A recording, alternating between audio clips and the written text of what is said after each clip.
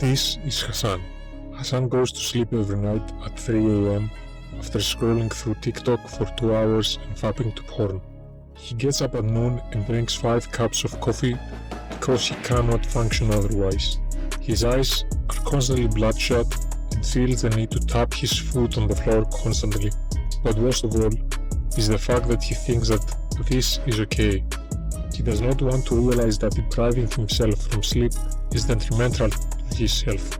In fact, he constantly tells others that sleep is for the weak, other such nonsense. If you look around today, you will see many Hassans. These guys are complete fools. You might be Hassan too right now.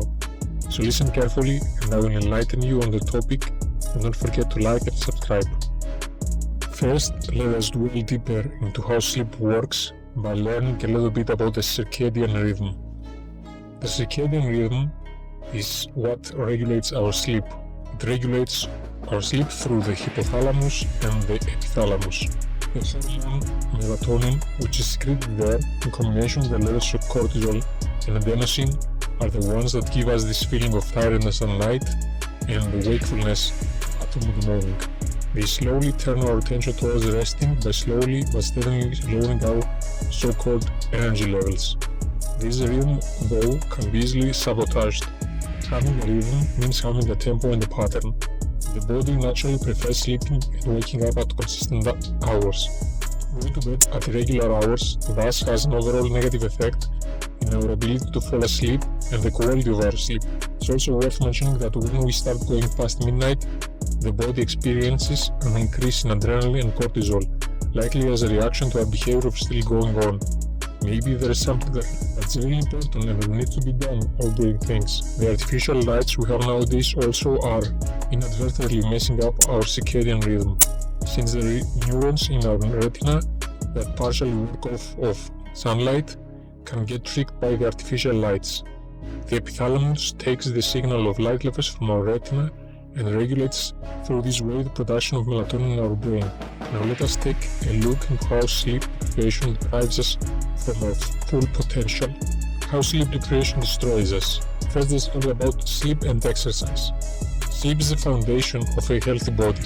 As such, healthy individuals cannot expect to exercise anywhere near their optimum without a good night's sleep.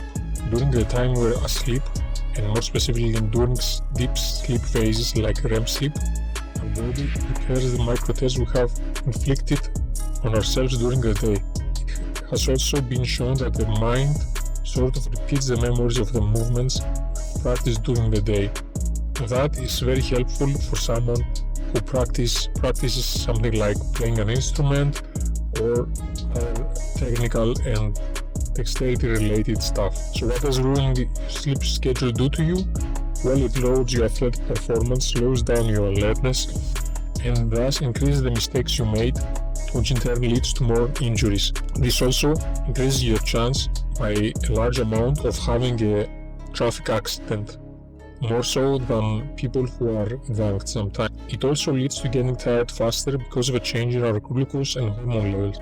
More specifically, it impacts IGF-1 and testosterone levels. For these two, REM sleep is especially important. Furthermore, cortisol levels remain elevated after lackluster sleep, which in turn destroys their circadian rhythm tempo even more. Also, more sleep has been linked to more fat loss because of reduced ghrelin release.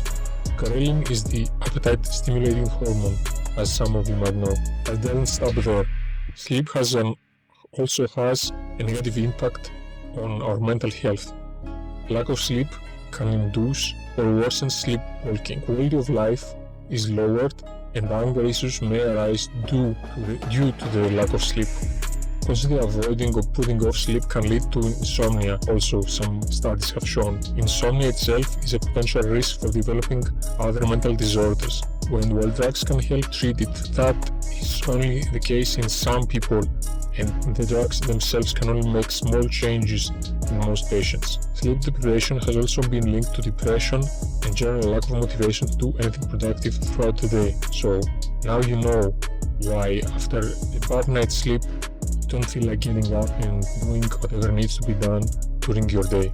But enough about all this. Let's talk a little bit about what helps and hurts our sleep. Lower lights in the night generally means more melatonin release, meaning more signals towards sleep. Exercise can also help with improving sleep quality and reinstating the circadian rhythm. Exercise at any time is better than no exercise at all, but you should try to avoid exercising near your bedtime because that can increase cortisol levels and might hinder your ability to fall asleep.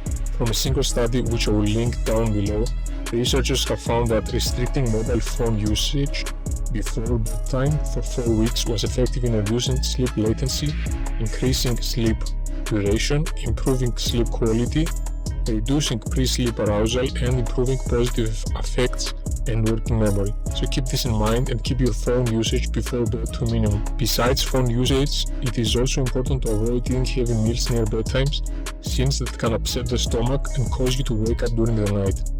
Also keep blue lights like the ones on your computer screen to a minimum, as this can worsen your melatonin production. Nowadays, every device out there has some kind of filter for this kind of blue light. The levels of activity throughout the day impact our sleep schedule as well, but not the way you would think. In many cases, even though a person who is very active would be expected to sleep more in order to recover, the opposite happens, and we have a person sleeping a bit less than usual. This has yet to be explained by scientists, but what we do know, however, is that being active is linked to having a higher quality of sleep at night. Naps can also be a contriving topic in the scientific literature. Midday siestas, while sometimes useful for those who are sleep deprived, can have a negative impact on their nighttime sleep. So you need to experiment with this and see if naps help you or make things worse for you. So in conclusion, sleep deprivation wreaks havoc on your mental health, your physical health, and deprives you of your full potential. How much you don't sleep should not be a medal of honor. Ignore what Hassan says and get your sleep in. Respect it, and everybody will respect you. Unlock your true potential, my friend. Thank you for staying till the end of the video, and if you liked it, please comment down below and subscribe for more. And remember, stay strong,